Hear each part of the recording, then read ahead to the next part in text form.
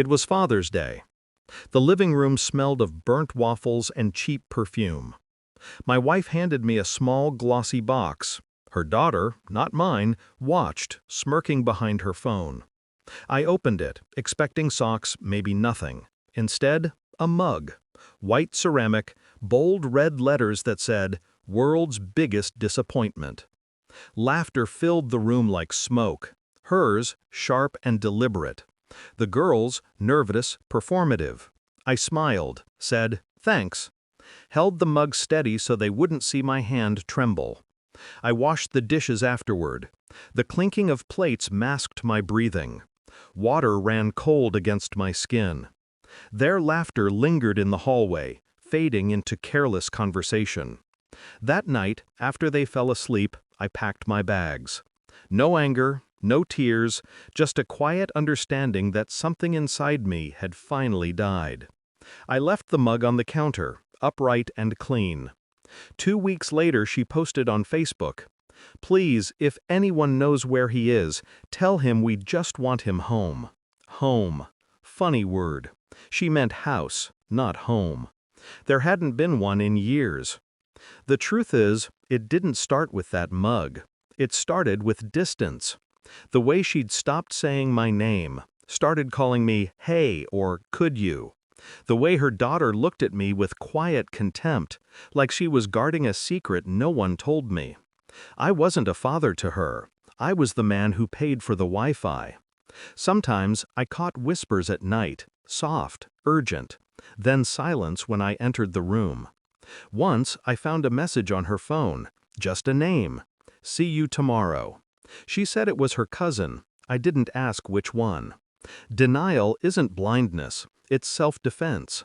So I played along, went to work, came home, smiled, ate cold dinners alone. And every time she laughed a little too long at her phone, I rehearsed my calm. Until the mug. That was the final joke I didn't laugh at. I disappeared without a scene, checked into a small cabin 2 towns over, paid cash, no calls, no texts. Silence became intoxicating. But silence also gives you room to think. And thinking is dangerous when you've spent years ignoring the obvious. I started checking her social media. New pictures. Her, wineglass in hand, that same smile she used to wear when she wanted something. New car in the background. My car, technically. Sold, apparently. Then one night, curiosity turned surgical. I accessed our shared bank account. Withdrawals, transfers, frequent, precise. Someone else's name attached. G.H. I remembered the name, a family friend, the one who always hugged her a second too long at gatherings. I didn't rage, I documented every transaction, every post, every detail. And when I confirmed the truth, that my life had been reduced to a running joke and a funding source, I stopped sleeping. Not from grief, from clarity. I wasn't going to confront her in anger. I was going to end it in silence. 3 weeks later, I returned. Not home, just to the city. She was at a cafe with him.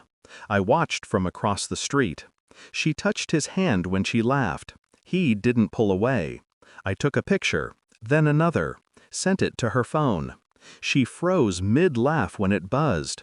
Looked down, then looked up, scanning the street. I didn't hide. I wanted her to see me. Our eyes met through the window. For the first time in years, she stopped smiling. She stood, panicked, whispered something to him. He turned, confused. I nodded once and walked away. No words, no confrontation. Just the truth delivered like a quiet execution. A week later, divorce papers arrived at her office. No alimony, no plea, no fight left to offer. Inside the envelope, along with the documents, I placed a photo of that mug. Beneath it, a note written in black ink. "You were right. World's biggest disappointment. Because I believed you." I heard later that she cried in front of her coworkers. The man beside her didn't comfort her. He just walked out. Maybe he saw what I had seen too late. I never looked back. Now, I live quietly. Small town, ocean nearby. I drink coffee every morning from a plain, gray mug. No words, no reminders. Sometimes I see her face online, smiling again, like nothing happened. The world forgives women like her easily, the kind who can cry on cue. But forgiveness was never my goal. Understanding was.